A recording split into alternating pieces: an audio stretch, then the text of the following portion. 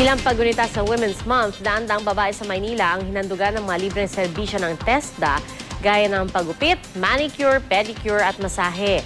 Mula sa Tondo, Maynila, may ulat on the spot. Mika Papa. Mika? Pia, day off ang mga babae ng District 2 sa Manila ngayong araw sa espesyal na serbisyong handog ng TESDA ngayong Women's Month.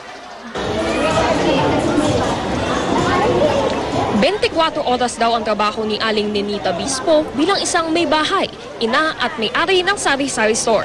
Kaya naman ngayong araw, ang Mr. muna ang pinagbantay ng bahay at tindahan dahil siya naman ngayon ang magpapa-beauty. Sa sobrang hirap kasi ng mga kababaihan, dapat bigyan mo rin ng importansya yung sarili mo kahit isang araw lang, di ba?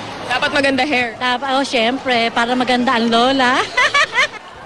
Kasama ni Aling Nenita ang daan-daang babae mula sa District 2 ng Manila na nag-day off. Ang handog ng TESDA, DOLE at lokal na pamahalaan ngayong International Women's Month.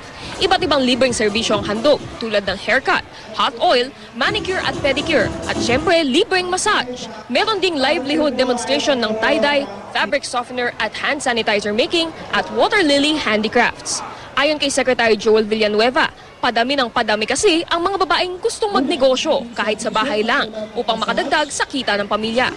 Aminin na namin mga kalalakihan, mas malinis sila, mas pulido, mas careful sa pagtatrabaho. So, yun na, nandun na yung demand and because of that, siguro yun ang dahilan kung bakit mas maraming kababaihan ang pumapasok sa technical education.